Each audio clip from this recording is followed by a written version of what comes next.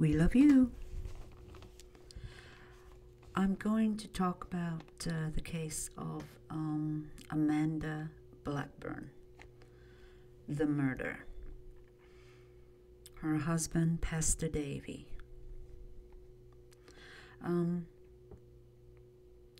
After her death, he speaks to the TV news crew, and he really doesn't answer their questions. He kind of goes around in a circle, and he gets nervous, and he kind of stutters a little bit. You know, just like the Chris Watts, you know how he started stuttering and acted the way he did? Well, this guy, Pastor Davey, as they call him, was acting like the same. He claims that the investigators aren't really telling him too much. I mean, they've told him some things, but mostly only what they have released to the public at this time. He talks about the last week, and he can't figure out how to grieve. You know, this guy is a pastor. You know, he preaches the gospel, but he cannot tell you, or he does not know how to grieve himself, yet he preaches that in some way when he does his church speeches. You know how that goes, right? But this pastor seems to be a bit weirdo. He's a bit weird because, I don't know, he looks like a sexual predator to me.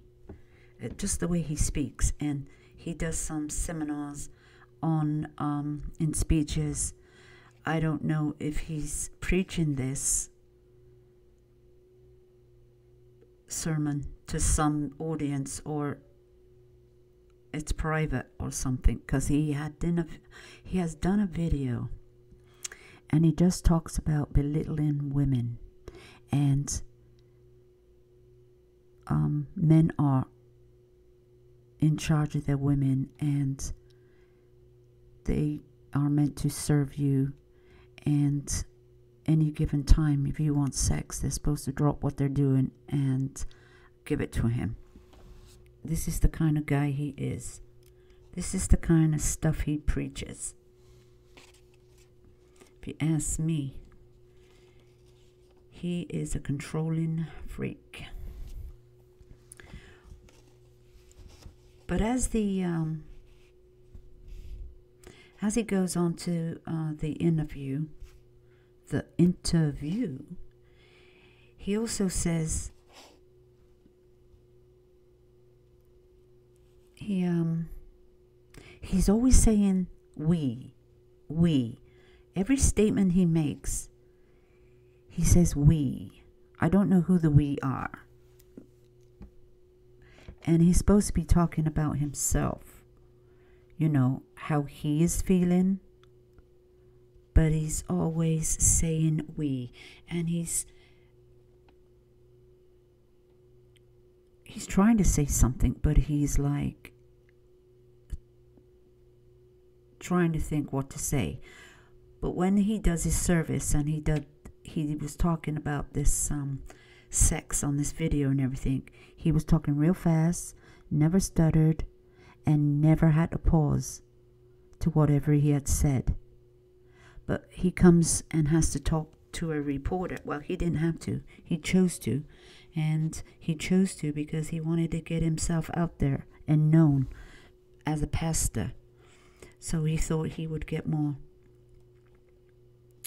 people to support him. This is what this was all about. This was his chance to get famous. That's how he came across. And he was talking about the funeral of his wife.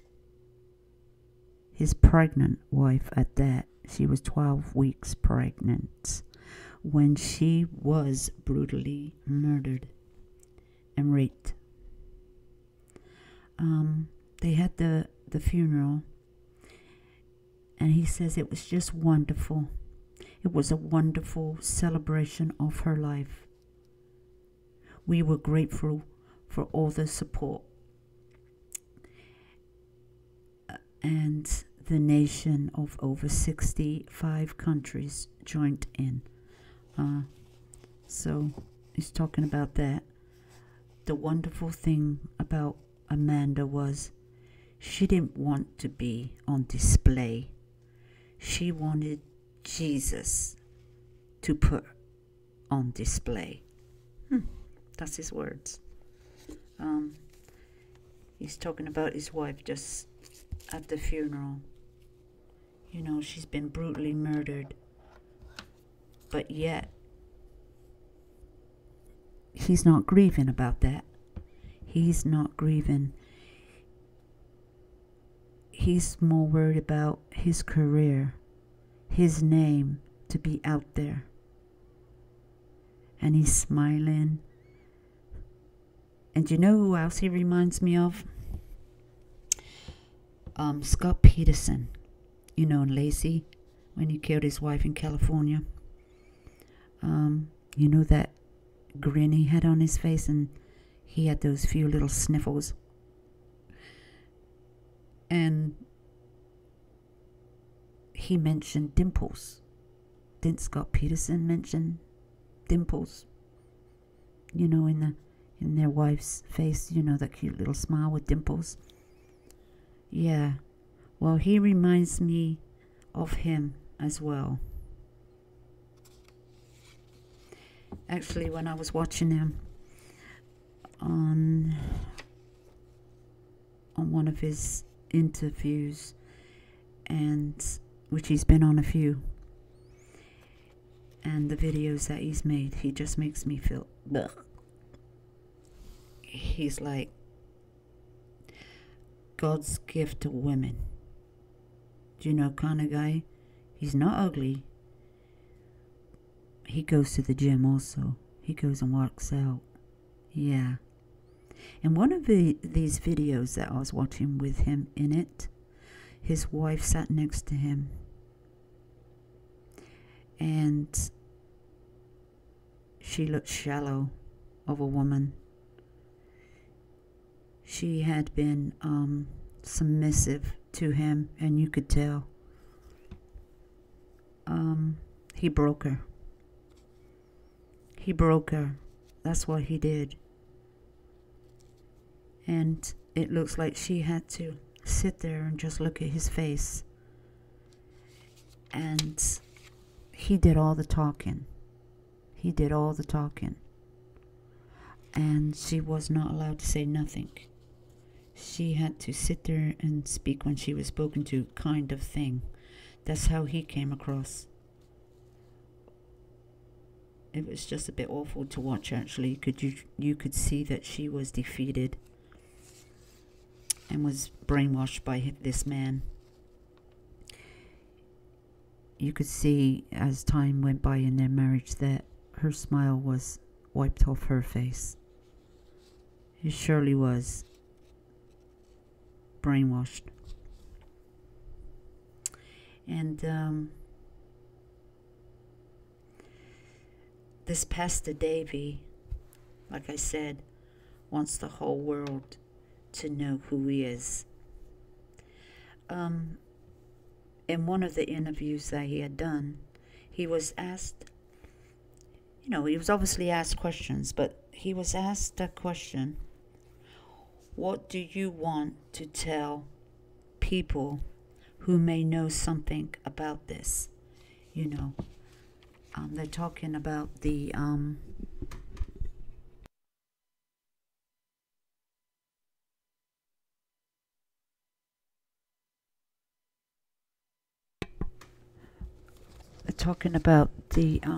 the murder.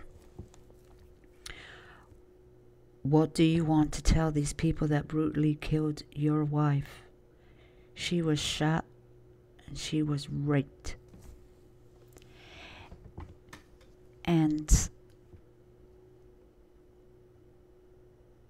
he says, well, he doesn't make sense when he's talking, really.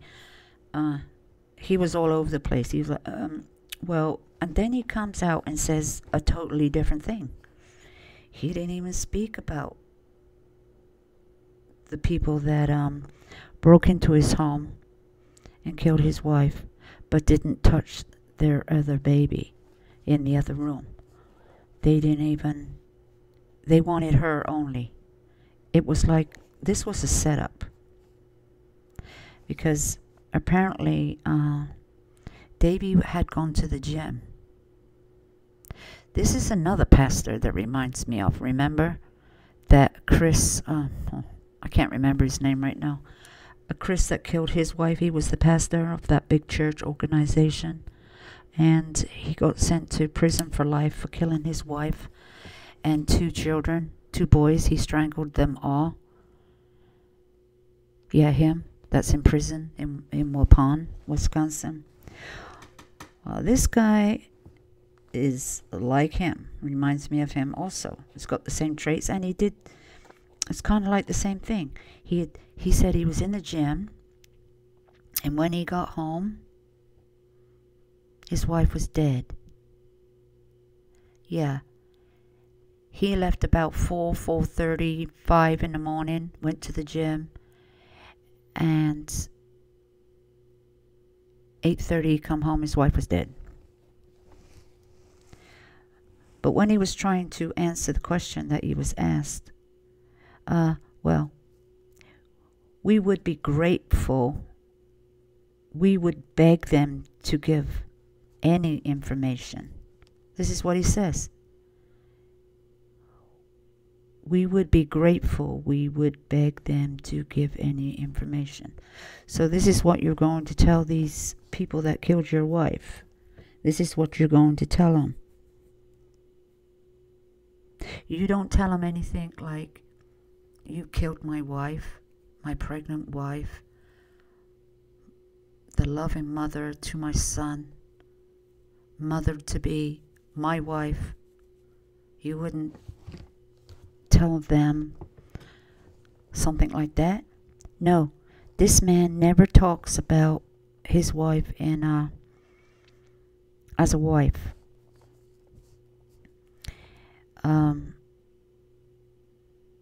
He avoids that question. He avoids going into the heart, if you know what I mean. It's hard, really, to sort out what we are feeling. That's what he says. It's hard, really, to sort out what we are feeling. You can't say what you're feeling. You can't say you're heartbroken. You can't be devastated that your child don't have a mother and she was pregnant and she was killed in a brutal way, disgusting, brutal way. You're not heartbroken about that? He doesn't say stuff like that. He just says he doesn't know how to sort out his feelings and stuff. Well, he's a pastor. Aren't they good at that? He's a very good talker. He can talk about sex. Yeah. He can talk about stuff like that. And about this, we are angry. We are very confused. We are not sure what to do. Everything he says, he's always saying we. I don't know who the we is. You're talking about yourself, you know, as we.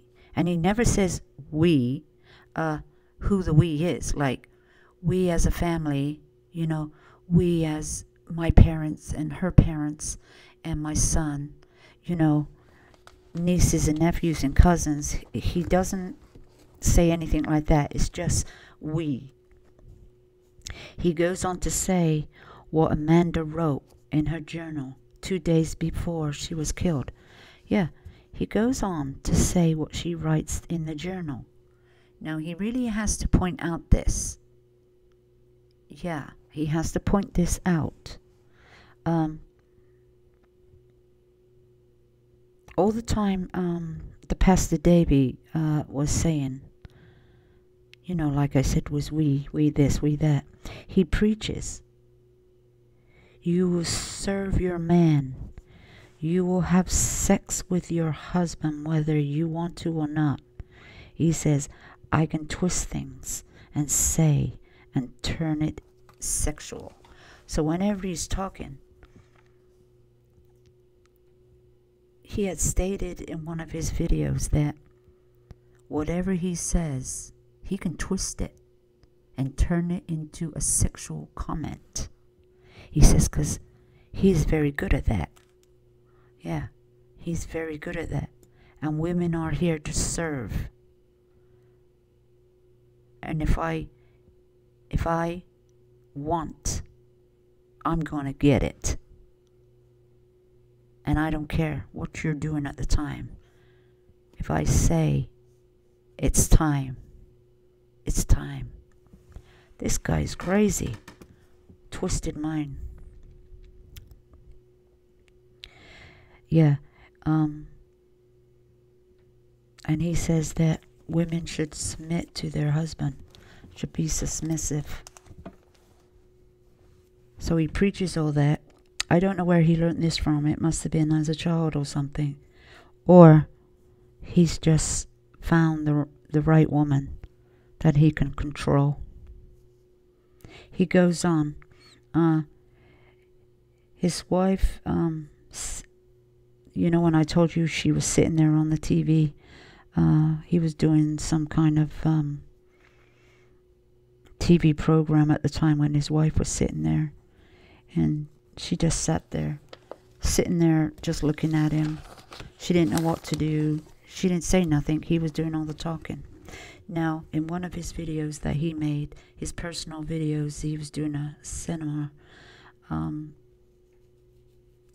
about, I don't know, his subject was sex. And I don't know who listens to this crap, but anyway. And it's all to do with brainwashing, I guess. You know, he talks about his anniversary is coming up.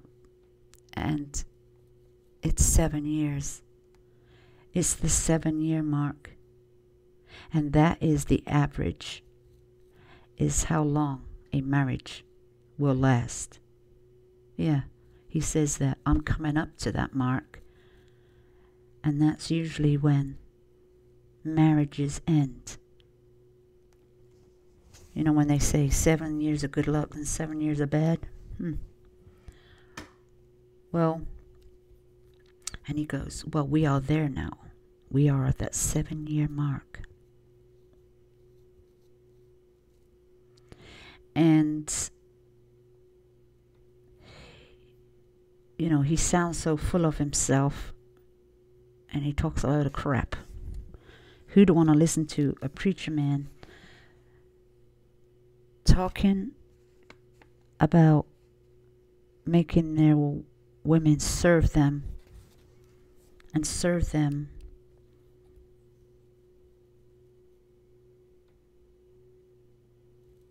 so I don't know who he thinks he is, but really that is sickening. Who would want to listen to that? I would turn the shit off.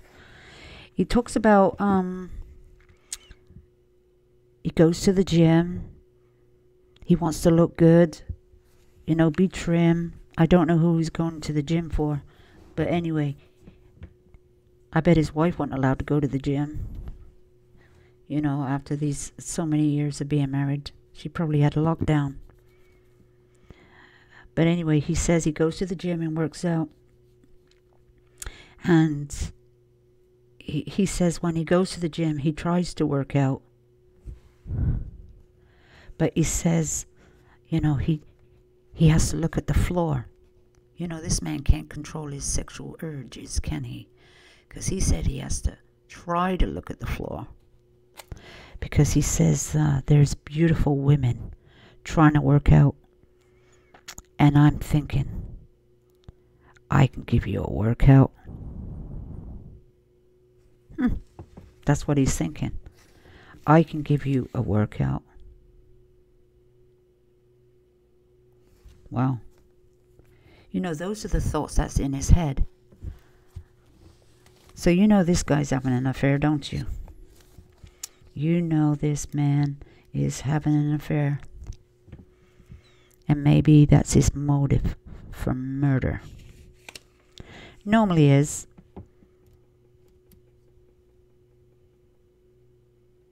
He, this, when he said they're coming up to their 7-year mark, and he said that's normally how it's ended after 7 years. Well, this woman was dead not long after. So he knew it was coming to an end, because he said that. I don't know how these police don't, get this. These are the statements he's made in a roundabout way. And this woman's dead. And I do believe that it was a setup. He had her killed. He had his wife killed. Perhaps she was going to leave him. Perhaps she was going to find some strength to go. She'd had enough of his demanding ways, possessive ways, jealousy. I don't know if it was jealous, but he could do what he wanted and she couldn't. So, she got pregnant. And then he goes on when he was being interviewed. This is another, he had several interviews by people. He says something strange. It's something like, she was pregnant and they didn't know what sex it was. But I always wanted a boy and a girl. Okay, he got his boy. They've already had a boy. And then he says, we were going to name her Everest Grace. But he didn't know what sex. She was 12 weeks pregnant. But he did not know what sex this baby was. But he always said he wanted a boy and a girl.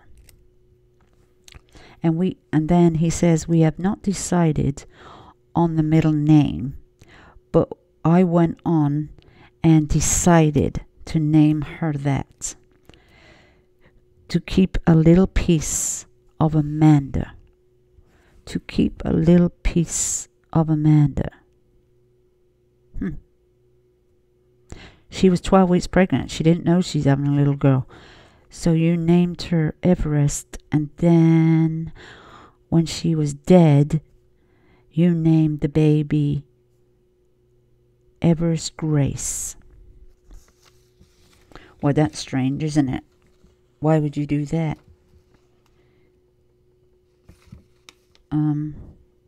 Unless they found out after her death what the sex was. That's all I can say. DNA or something. I didn't get that part, but maybe that's what they did.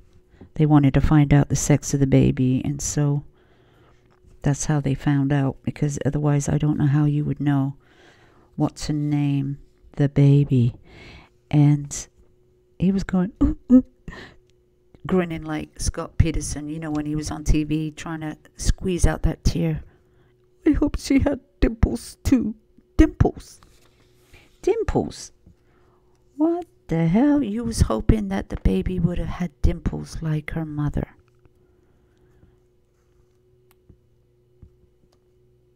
Yeah, well, he didn't really say like his wife. He was just answering the question. Well, the person interviewing him said, like dimples like the mother. And he goes, yeah. I don't know how they come onto the dimples, if you ask me.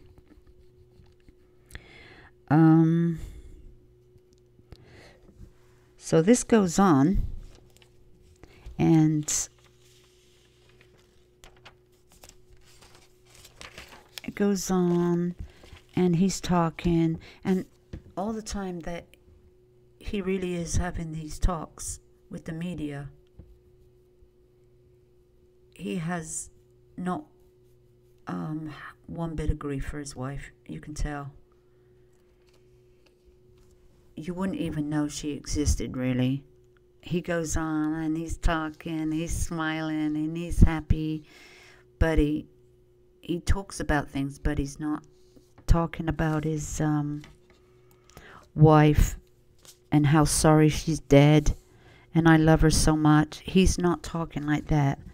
He's talking about her in past tense all the time. Well, she is dead now, but he didn't love his wife. He didn't respect his wife. That's all there is to it. This man wanted to get rid of this wife.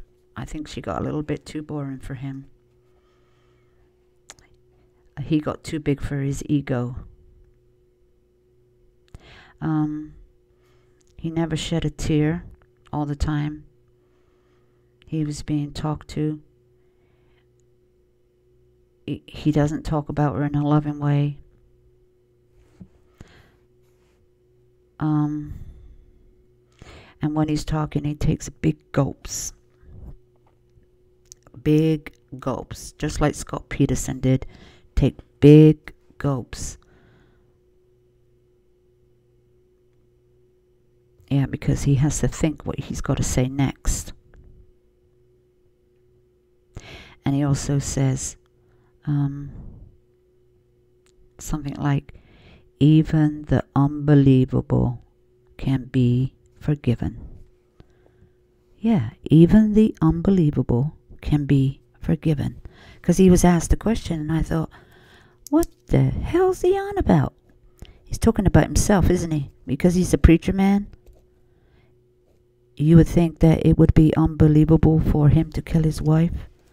And he's just said it, hasn't he? Even the unbelievable can be forgiven. Yeah, well, you're only talking about yourself when you say this. You wouldn't be talking about men, strange men, killing your wife. Because these words, even the unbelievable can be forgiven, is because you know the people. Because it is yourself. And that is my opinion. This man killed his wife, if you ask me. And yes, he did it.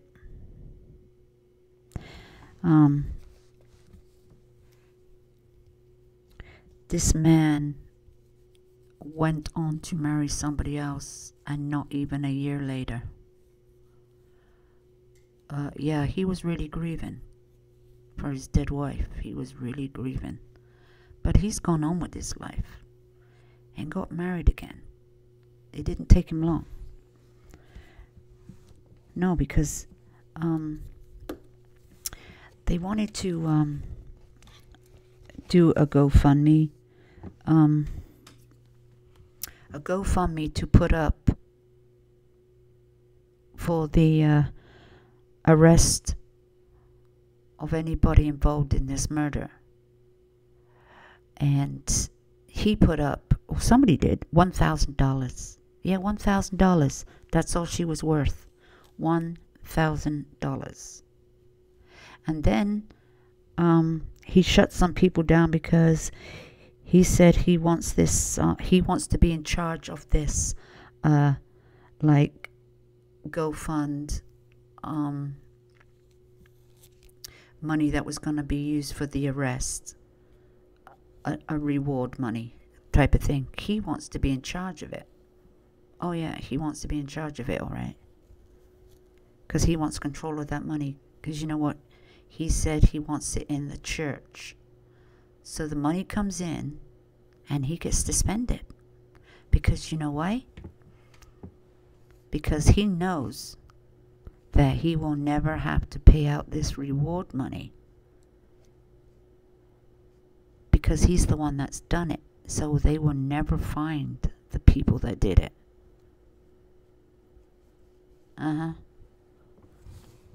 Because he's probably the one that did it.